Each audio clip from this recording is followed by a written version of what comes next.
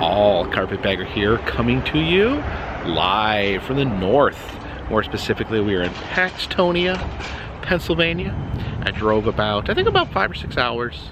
Last night we left Cedar Point and headed eastward. Of course, this weekend I am visiting the East Coast Haunters Convention in Oaks, Pennsylvania. It is, every year it's a tradition to go to the Trans World Haunted House Expo in St. Louis. So this is put on by the same people, but actually it will be it'll be open to the public. So anyone who wants to buy a ticket can come in. So it'll be the first year they're having this. I'm really excited. So kind of moving in that direction. We hopefully be there tomorrow to be able to walk the show floor. But today we're going to be headed in that direction, maybe making a few stops along the way, kind of see what interesting things we can find here in Pennsylvania. And we're starting out the day here in Paxtonia, Pennsylvania at Ollie's. Now they have Ollie's all over the country. This is a store that sells discounted goods. This is items that were maybe overstocked that did not sell at other stores, and Ollie's takes them in and sells them at a very discounted rate. So you can actually find a lot of treasures here at Ollie's. But the reason we are at Ollie's, at this specific Ollie's, is inside there, inside those doors, they have the world's largest bobblehead. So please, follow me. As we enter here, we see their mascot, Ollie. He's one of the founders of Ollie's, and he says, "Caution, bargains ahead." So watch out.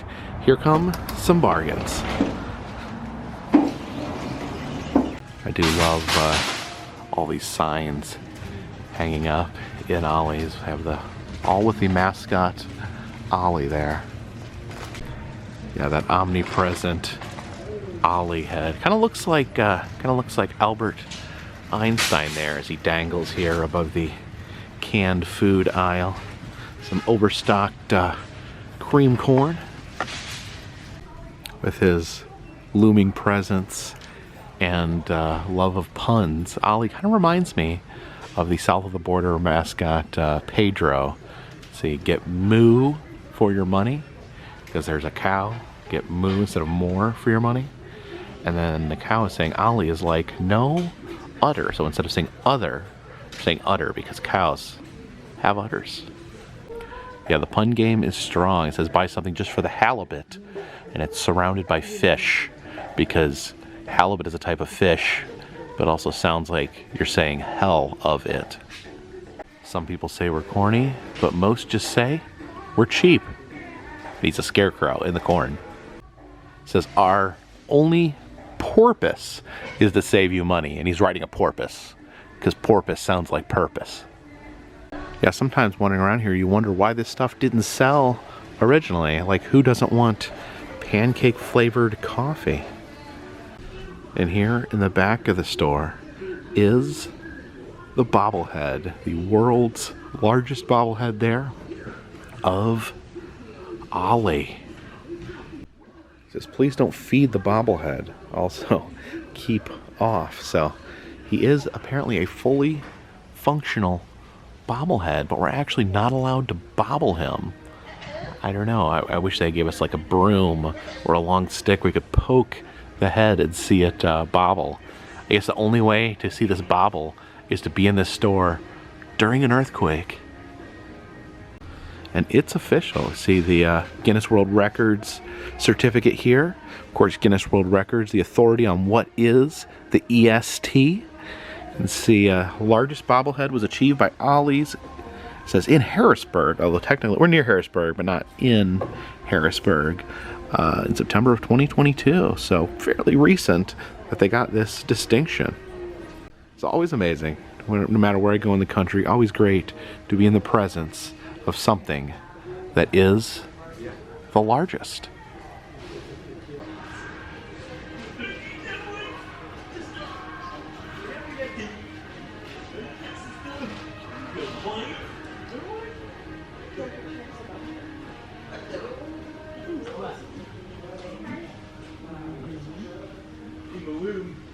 See here in the health and beauty aids section, you got Ollie there wearing some lipstick. Yeah, I was here once before. I was with Jen when she was filming for her channel, which is Jenny Penny on YouTube. She wanted to check out the toys here at Ollie's, and they do have some very interesting toys. Speaking of Jen, I think she would really love this this Stormtrooper here, the Christmas plushie Stormtrooper. Oh wow, I'm really sad for Ric Flair. Why did no one want these Ric Flair action figures? He's one of the most popular wrestlers of all time, and now he's discounted down to $4. See a lot of toys here from some of the less popular Marvel movies like Shang-Chi and the Eternals. These action figures over here. I don't remember Clamp Champ from He-Man. It's a really creative name because I guess he's really good at clamping things. Yeah, he has the big clamp there. Clamp Champ. Does anyone remember Clamp Champ? Remember Clamp Champ? Leave a comment in the comments section. For here in the carpet section, looks like there is a Forrest Gump Ollie. It says Ollie's is like a box of chocolates. You never know what you're gonna get. Oh, I do like these bags here. Stay away from the fancy store prices. They're abominable. There is Yeti Ollie there.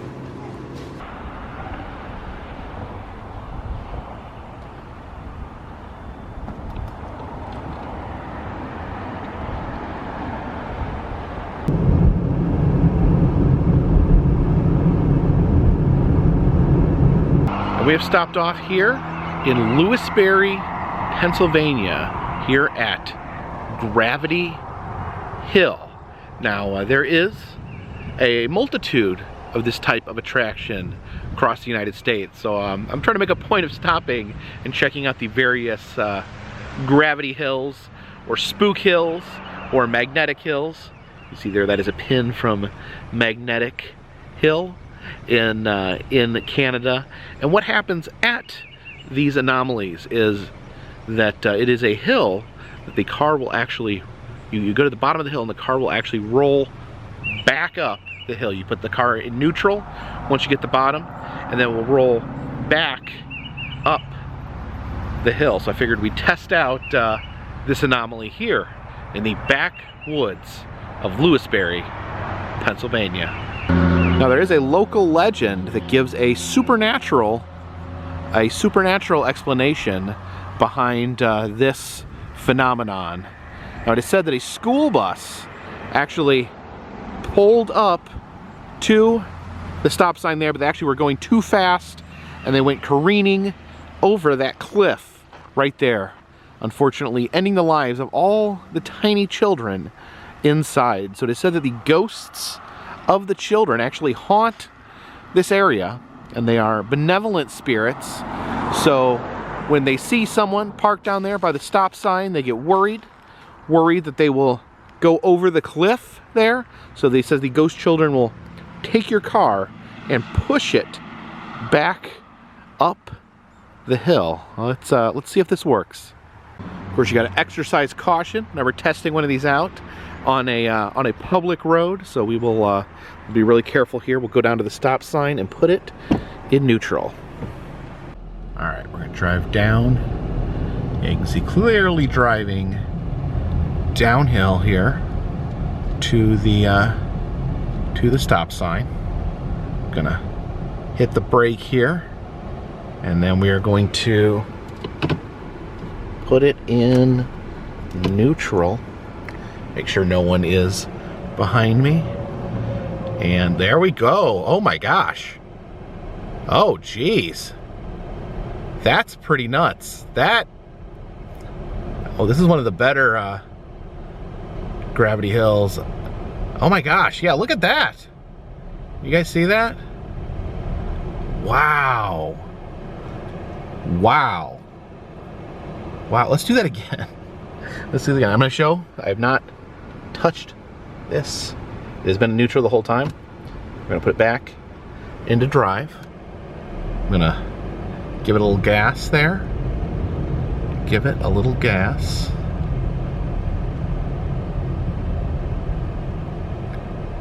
Gonna stop here at the stop sign. We're gonna put it back into neutral there. I'm going to take my foot off the brake, and there you go. Backwards up the hill. Oh my gosh. Oh my goodness. Wow. And again, foot not on the gas there. There we go. That was spectacular. I am actually kind of shocked. That is very real. Now, one thing the legend does say is that after the children push your car, you are supposed to check the car to see if there's any children's handprints. It says that sometimes you can find children's handprints of the ghost children that have pushed your car back up the hill. I don't see any. I don't see any handprints. Of course, these poor ghost children would have got their hands full of bug guts pushing my car up the hill, but very interesting. It definitely works. It definitely works. Some people say it's an illusion, it's a scientific explanation. Some say it's unexplainable. Some say it's ghost children.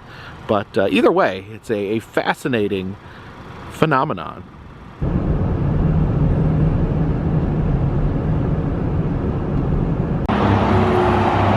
Stopped off here in York, Pennsylvania, here along I-83, and we are here in front of the York Barbell Company, and you see that wonderful fiberglass weightlifter looking out across I-83 here. But this is not just a store that sells barbells. York Barbell here, it is a retail outlet store, but it also contains the Weightlifting Museum and Hall of Fame, complete with free admission. And that means it is time to invoke the EM rule. My belief that every museum has something in it worth checking out. And you know, obviously looking at me, you know that I probably do not know a lot about weightlifting. I know it involves the lifting of heavy objects, maybe lifting objects, heavier and heavier objects, in an attempt to become more muscular and strong. But it's okay to go into museums where you don't know a lot about the subject. That's the purpose of museums, to learn. So let's head into the Weightlifting Museum at Hall of Fame. All right, at least I think we are. Oh, okay. York Barbell Retail Store, located across the parking lot in the Hall of Fame building. So this building is closed and there's plants growing inside. So is this not the Hall of Fame here? I guess we'll check across the parking lot and see if we can locate the weightlifting Hall of Fame. Okay, I think I figured it out. This is a warehouse building over here. The Museum and Hall of Fame is not in that building. It's actually in this separate building across the parking lot. All right, I think this is our Huckleberry. All right, we've entered through a weight store where you can buy weights and other lifting and exercise equipment, but I wanted to check out the museum, so I guess that is down the hallway here. And as we enter the museum here, you can see it is divided down the middle into two sections: powerlifting on this side and bodybuilding on this side. Let's start with powerlifting. It says powerlifting is a competition devised to demonstrate brute strength. So I guess basically you show how strong you are through the lifting of weights. Of course, the only sport that I know anything about is professional wrestling. So the only power lifter I know anything about is Mark Henry, who became a pro wrestler. I'm not seeing any of Mark Henry here in the powerlifting section. Well, here are some female powerlifters there. I do like the color scheme of this museum. It's actually pretty amazing. Kind of reminds me, I don't know, reminds me of like the 70s, and I wasn't even alive for the 70s. Now you can see the history of powerlifting here. I did not know powerlifting went so far back. And then over here in the bodybuilding section, now I'm guessing the difference is both sports involve a lot of weightlifting, but powerlifting, the competition actually is to just see how much weight you can lift. Bodybuilding, I guess, is more about using the weightlifting as a form of exercise in order to create a very muscly body. This is Eugen Sandow here, and his chiseled statue, and it looks like they've wrapped a toga around, probably because the statue is naked. It says these are shoes here that were worn by weightlifters during the 19th and earliest 20th century. It's said that they're actually modeled after Greek and Roman shoes, like almost like those high sandals there. Is that intentionally, I guess, to invoke kind of the the Roman and Greek statues and their muscles. That little tiny barbell there, it's a paperweight that was used to advertise the York Barbell Company. These are pretty cool. These are iron bars that have been twisted by strongmen. And yeah, I like the old timey like circus strongman there. This is John Grimmick here, another strong, muscly man, and fortunately he is wearing some form of groin covering. Here we have some notable bodybuilders, some famous muscly men. There is John Grimmick. He's the only man to retire undefeated. We actually saw him in statue form just a moment ago. But yeah, look at all these muscly, bulging men here.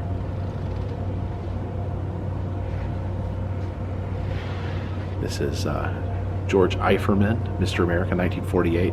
Kind of like his style. He has a samurai sword that he's using as a walking stick. I think that's kind of a unique bit of flair there. Here are some of the most well-known muscle men. There is, of course, Arnold Schwarzenegger, probably the world's most famous muscly man. And they have Lou Ferrigno as well, who played the Incredible Hulk on the TV show. Entering the Hall of Fame room here, this massive barbell here in the middle. Yeah, you can see some of the names here on the Hall of Fame. Yeah, maybe someday, maybe if I started lifting today, maybe someday I could make it here into the Powerlifting Hall of Fame.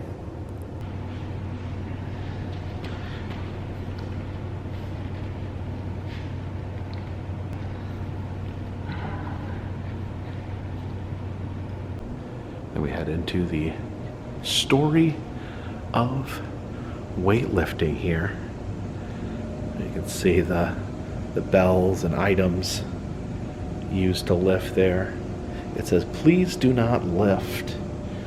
Yeah, I think I probably couldn't, even if I wanted to try to lift these up, probably wouldn't get very far. My arm strength leaves some to be desired. Oh my gosh, look at this championship belt. Of course, like I mentioned, I'm a wrestling fan, so I love championship belts, but this may be my most favorite championship belt I have ever seen. This was awarded by the Police Gazette to Warren Lincoln Travis, saying that he was the strongest man in the world. So literally, This is the strongest man in the world championship. Wow. So if you wear this, you are the strongest man in the world. And that is, look at him in the middle there. Warren Lincoln Travis. I love how dapper he is. What a dapper strongman, wearing his top hat, his neatly trimmed mustache there. There's some other faces along the side. They look more burly. They look more like the stereotypical strong man, but he was not just a strong man. Was Warren Lincoln Travis. He was a strong gentleman. Yeah, the classic strongman look here. You can see he's actually wearing like a leopard skin tights. He's got like those Greek sandals like we saw, and he's carrying a club like a caveman. Yeah, look at that with like the one strap there. That's what I think of when I think of like a old-timey strongman. This is pretty crazy here. This is a bust of Maurice Tillett. He was a professional wrestler known as the French Angel, and this is like a replica of his head. It's absolutely massive. You can see the photo of him there, arm wrestling another man. He had like giantism, much like Andre the Giant, but it actually affected his head and face more than any other part of his body. He was large otherwise, but his head was disproportionately huge. And yeah, he was a big wrestling superstar called the French Angel until his health got too bad that he could no longer wrestle. And the long-standing belief is that when they made the Shrek movies, that they based Shrek's appearance off of Maurice Tillett. Because of mighty men of old, the roots of modern weightlifting. And you can see it actually goes back to like the sideshow. See him there bending something with his teeth. Yeah, I saw some of these same acts when we went to see the sideshow at the Pex Joe's American Dime Museum. See him breaking the straps there, breaking the chain, laying on the bed of nails. Yeah, so the modern weightlifting directly descended from the old carnival sideshows. Again, there's some bits of metal broken and twisted by strongmen. And here is a Guinness World Record certificate. Actually, the second Guinness World Record certificate we have seen today. This one awarded to Bill Clark for the most license plates torn in 1 minute. So apparently he tore 23 license plates in half in 1 minute. You know what? I probably couldn't get one apart. If I had a whole minute, I probably couldn't rip a single license plate in half. Here's some that he tore in half during his Guinness trial, and also a deck of cards that he tore in half.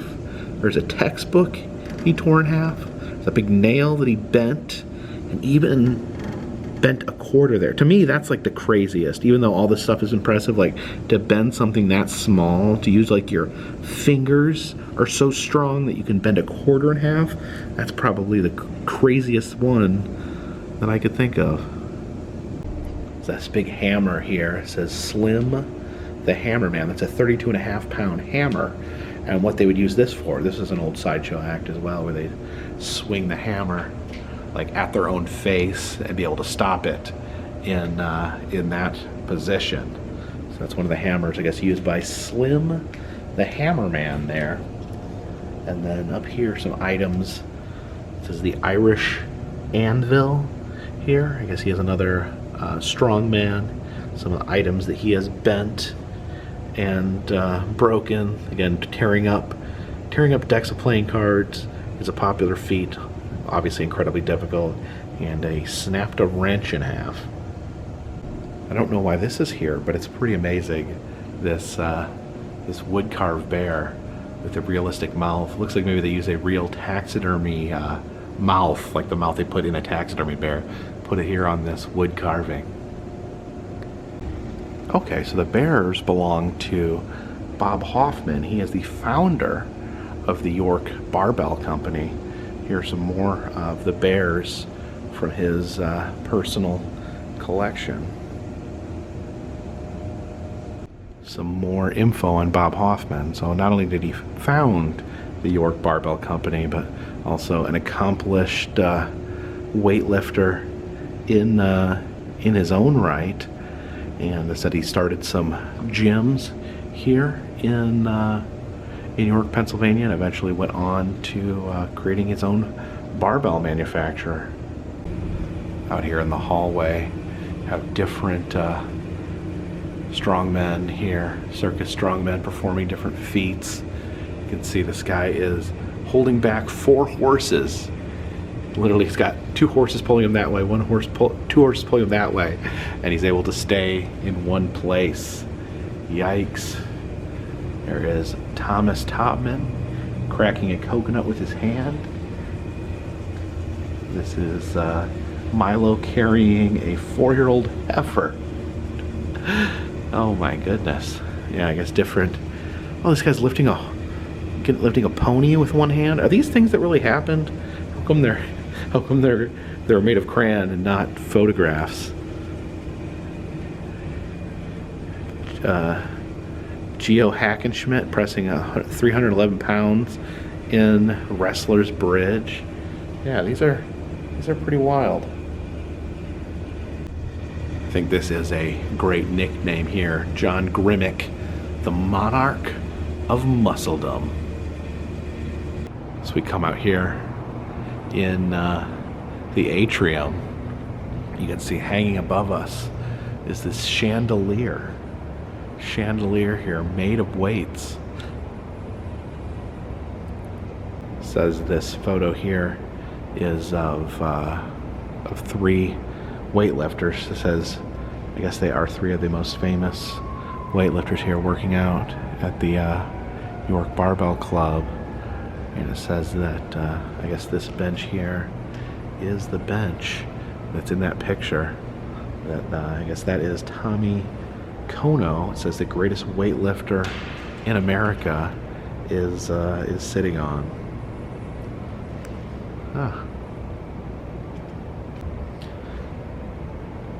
Some more muscly statues here.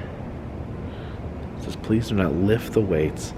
Again, I don't think with me personally, I don't think that's going to be an issue. Oh, this is Bob Hoffman here. This is the founder of the York Barbell Club.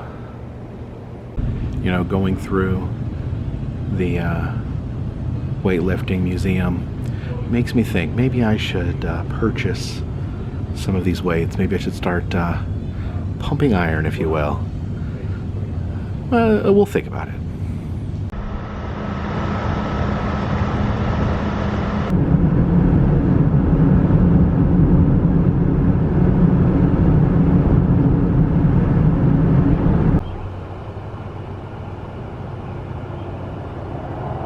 All right, we've stopped off here to get a little bit of dinner here at the Shady Maple Smorgasbord.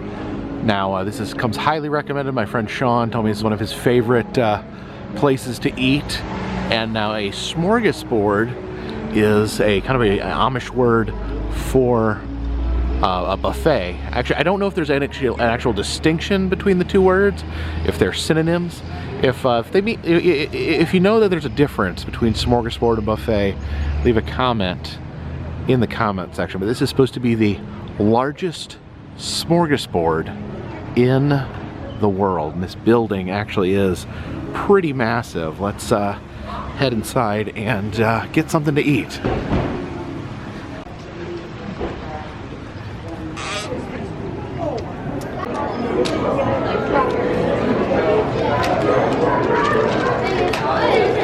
And here's some artwork by Abner K.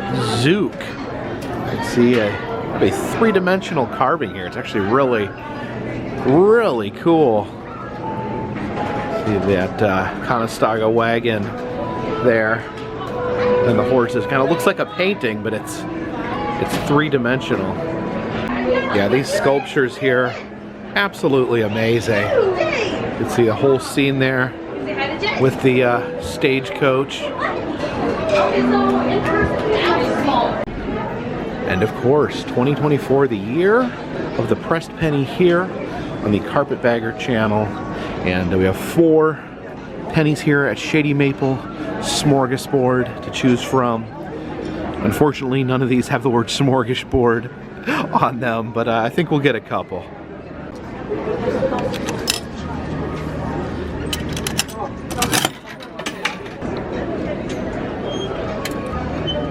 See the penny drop there.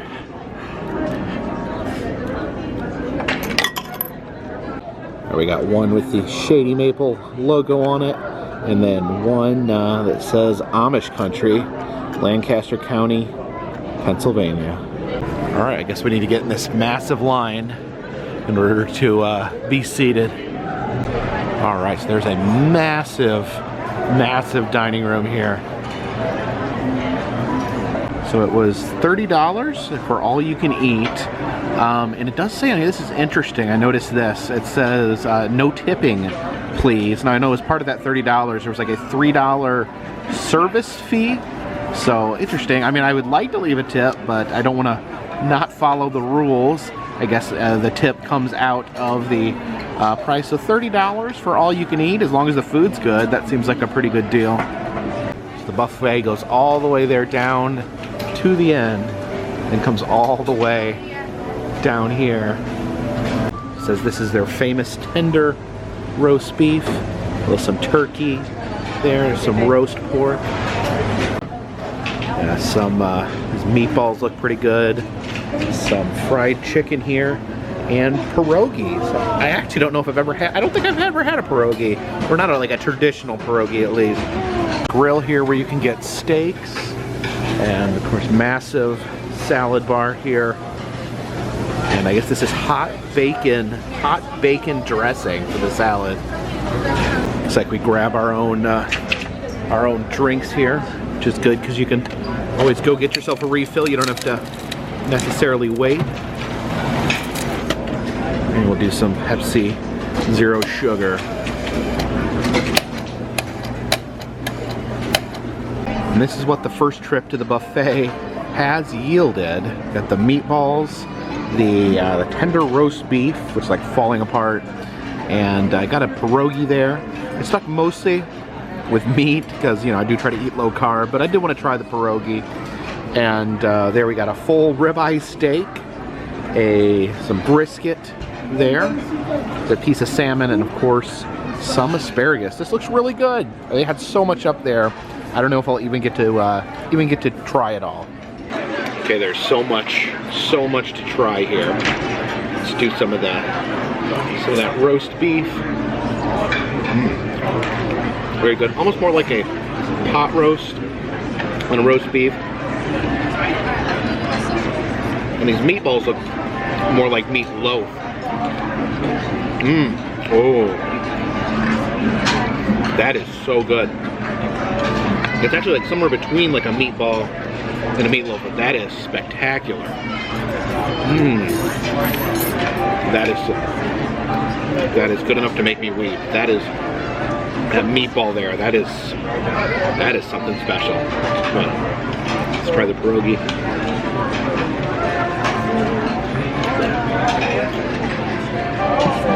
I've not had the pierogi before, and I know a lot of people love pierogi. There's pierogi festivals all over the country. It seems just like bread with potato in it. Maybe I'm missing something. It's okay. It's good. Although I don't know if I'll eat the rest. I'm trying to do low carb. I don't know if that's worth it. Let's try this. Got the brisket. The brisket's good. Maybe I missed it. They may have some barbecue sauce. I didn't see any barbecue sauce when I went up there. Maybe I think I have to find the sauce bar still, but there's a salmon there. Salmon's so good. The salmon and the steak were like on a grill being cooked. Being cooked fresh. It wasn't in a steam tray. It was actually being cooked on a grill, and they were serving it right off the grill.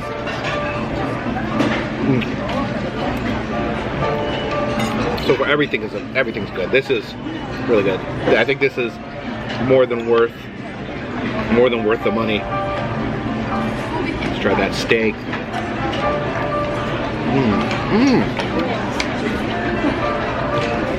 Steak has a very unique flavor, like unique seasoning. I don't know. It was called like a Delmonico steak. I don't know if that's like a way of preparing steak, but that is good. Everything is amazing here, and I'm looking forward to devouring it all.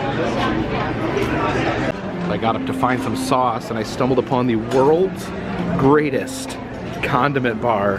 They have all these different types of barbecue sauce, honey mustard, syrup, peanut butter with a squeeze top. That's interesting. Yeah, you got salsa, horseradish. You got A1 here, boom boom sauce, tartar sauce. Any sauce that you could possibly imagine is over in this condiment bar. All right, we have obtained double clean plate club. I think my favorites were the meatballs, and the salmon was just really good as well.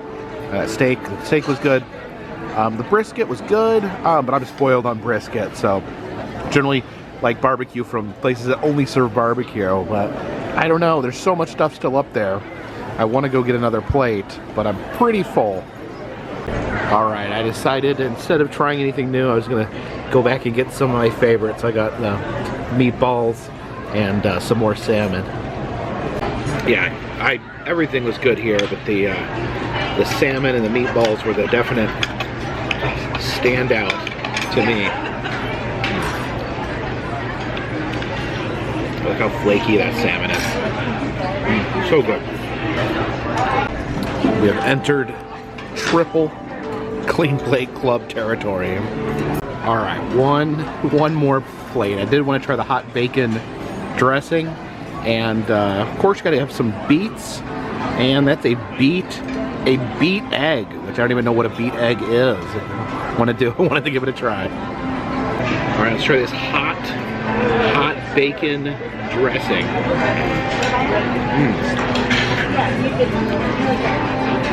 That is interesting. It's warm. So bacon in there. I assume there's a little bit of old bacon grease mixed in there. The tomato. Yeah, that is interesting. Not sure what else is in there. Almost maybe like a little lemon? Maybe? Yeah, I could be wrong. The beets. I love beets.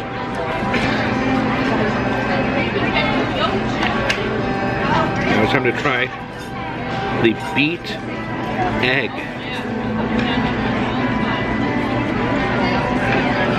It's pretty good. Interesting colors.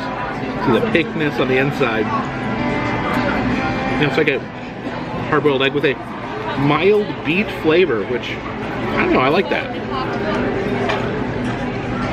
All right, I think I need to get out of here before I clean another plate.